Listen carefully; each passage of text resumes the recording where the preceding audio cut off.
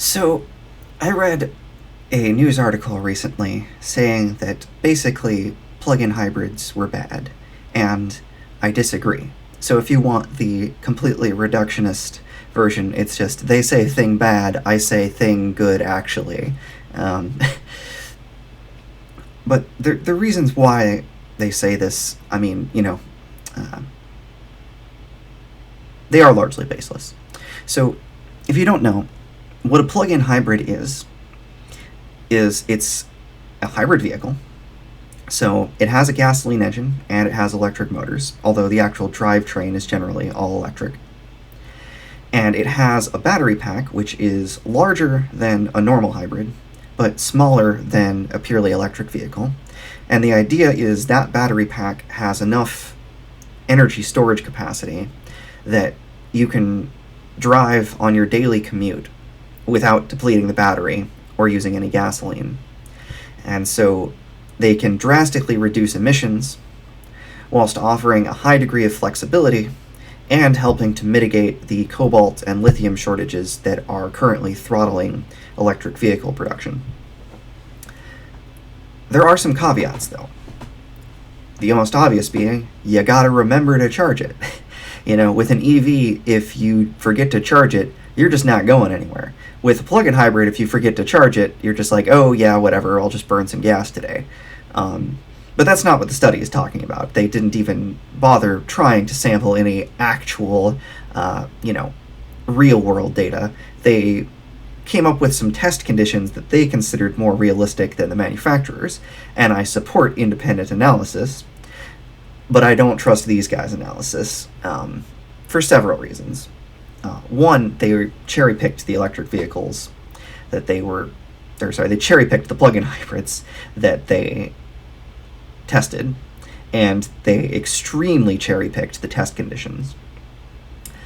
And if you actually look at the real data, things are not quite as good as the manufacturers say, but they're pretty solid.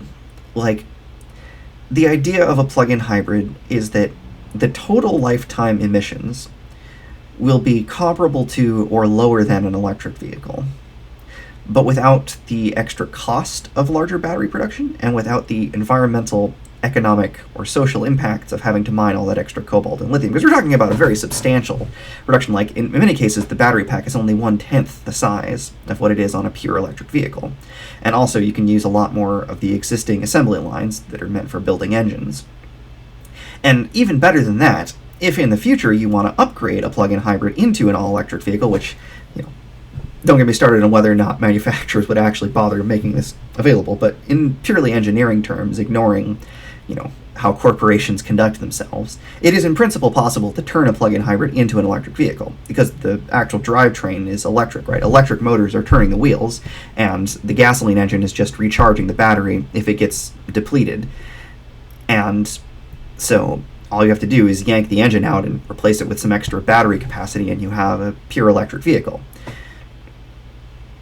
But I really like plug-in hybrids. I think they're, best thing since sliced bread. They're an excellent stopgap. In the long term, we are going to need to transition to electric vehicles.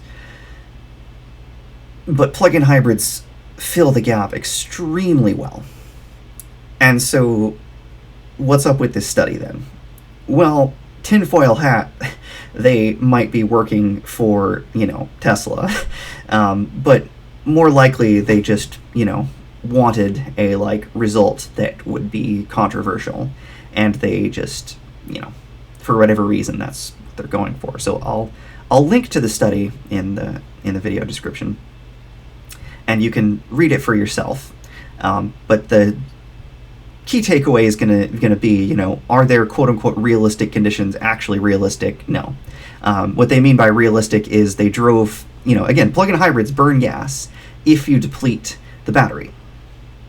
So if you're driving, 30 miles to work and back every day, you're not going to deplete the battery. If you drive around for, 80 miles in, heavy traffic, it has regenerative braking and all that, but yeah, of course you're going to deplete the battery. And so they say in the study that it's 3 to 7 times worse. And really it's more like about 30% worse than the manufacturer's specs. Again, you've got to kind of read there. They do, however, make some decent recommendations in terms of policy, in my opinion, so they're not completely misguided, which let me pull those up, because they're not saying that we should get rid of plug-in hybrids. So their suggestions are that, plug-in hybrids should not be treated as a zero-emissions vehicle. That kind of makes sense. Plug-in hybrid ownership and company car benefit of kind taxation should be based on the actual CO2 reductions. Again, sensible, but who defines the actual reductions? Privately owned plug-in hybrids should not receive purchase subsidies. I don't entirely agree with that, but you should give them lower subsidies than purely electric vehicles. No purchase subsidies should be given to company cars. That's just stupid. Official plug-in hybrid emissions need to be regularly updated with real-world data.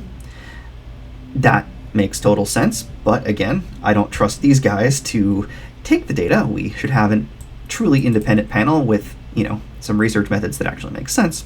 The option to charge plug-in hybrids using internal combustion engines should be removed by car makers. It depends on what you mean by that. I am not a fan of removing functionality, and car makers should educate and reward plug-in hybrid electric vehicles drivers for driving electrically. Now that I totally agree with, and the reward is you don't have to pay money for gasoline, So some of these make sense, some of them do not. Actually, no purchase subsidies for company cars kind of makes sense because, fleet vehicles are a use case where they tend to be on the road for a lot more miles a day and you are likely to deplete the battery pack. So, it kind of makes sense. You want to give some tax incentives for buying plug-in hybrids, but not quite as many tax incentives as an all-electric vehicle, even though they're kind of the best thing overall. I don't know. I'm a fan of I have to remember I'm often a fan of just middle-of-the-road options in general. But I'm not necessarily just like, let's just, split the difference and go right down the middle. I like to actually analyze, what's really going on. But I think plug-in hybrids are fantastic.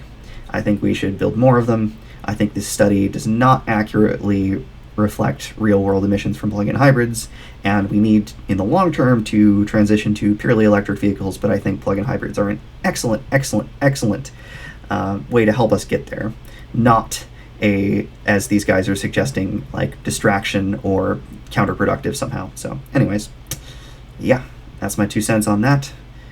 Thanks for watching.